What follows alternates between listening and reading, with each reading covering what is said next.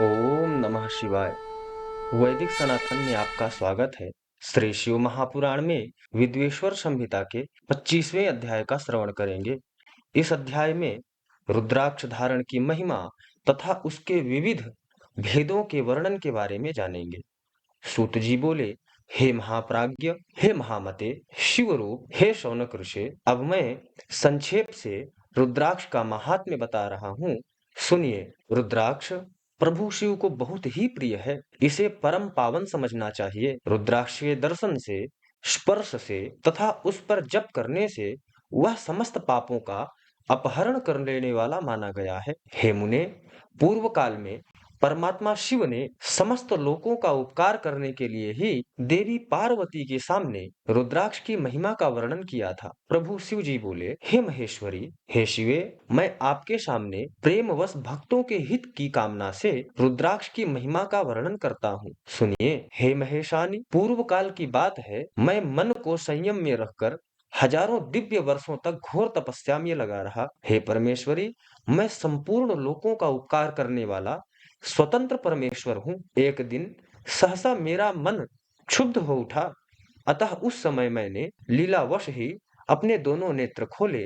नेत्र खोलते ही मेरे मनोहर नेत्रपुटों से कुछ जल की बूंदें गिरी। आंसू की उन बूंदों से वहां रुद्राक्ष नामक वृक्ष पैदा हो गए। भक्तों पर अनुग्रह करने के लिए वे अस्त्रबिंदु स्थावर भाव को प्राप्त हो गए। वे रुद्राक्ष मैंने विष्णु भक्तों को तथा चारों वर्णों के लोगों में बांट दिए। भूतल पर अपने प्रिय रुद्राक्ष को मैंने गौड़ देश में उत्पन्न किया।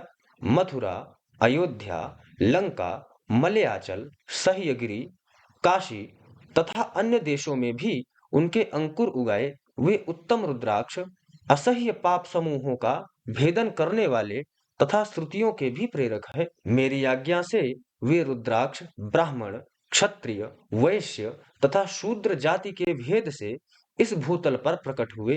रुद्राक्षों की ही जाति के शुभाक्ष भी हैं। उन ब्राह्मण आदि जाति वाले रुद्राक्षों के वर्ण श्वेत, रक्त, पीत तथा कृष्ण जानने चाहिए।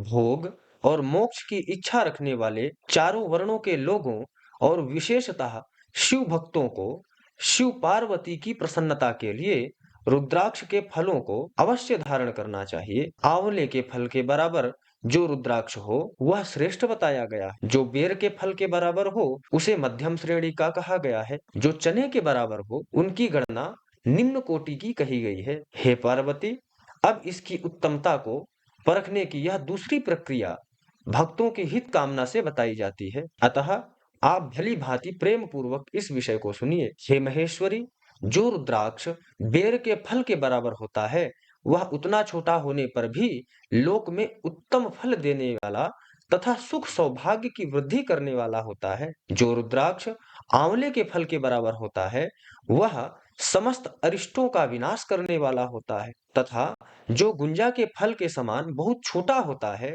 वह संपूर्ण मनोरथों और फलों की सिद्धि करने वाला होता है। रुद्राक्ष जैसे जैसे छोटा होता है वैसे वैसे अधिक फल देने वाला होता है। एक छोटे रुद्राक्ष को विद्वानों ने एक बड़े रुद्राक्ष से 10 गुना अधिक फल देने वाला बताया है। पापों का नाश करने के लिए रुद्राक्ष धारण करना आवश्यक बताया गया है। वह निश्चय ही संपूर्ण अभीष्ट मनोरथों का साधक है, अतः उसे अवश्य ही धारण करना चाहिए। हे परमेश्वरी, लोक में मंगलमय रुद्राक्ष जैसा फल देने वाला देखा जाता है वैसी फलदायिनी दूसरी कोई माला नहीं बताई गई।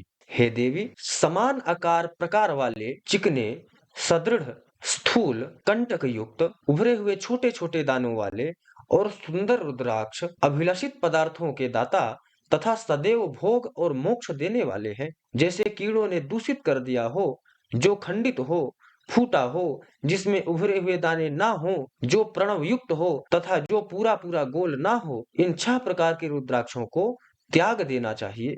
जिस रुद्राक्ष में अपने आप ही डोरा पिरोने के योग्य छिद्र हो गया हो वही यहाँ उत्तम बताया गया है। जिसमें मनुष्य के प्रयत्न से छेद किया गया हो वह मध्यम श्रेणी का होता है। रुद्राक्ष धारण बड़े बड़े पातकों का नाश करने वाला बताया गया है।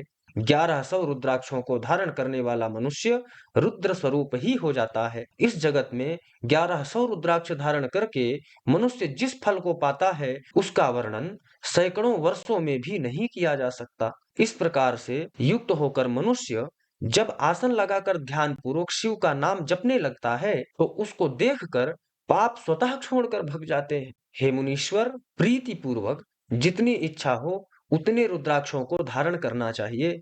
ऐसा जो करता है वह शिव भक्त सभी लोगों के लिए शिव के समान पूजनीय, वंदनीय और बार बार दर्शन के योग्य हो जाता है। भस्म एवं रुद्राक्ष से युक्त होकर जो मनुष्य शिव प्रतिमा के सामने स्थित होकर ओम नमः शिवाय इस पंचाक्षर मंत्र का जप करता है वह पूर्ण भक्त कहलाता है।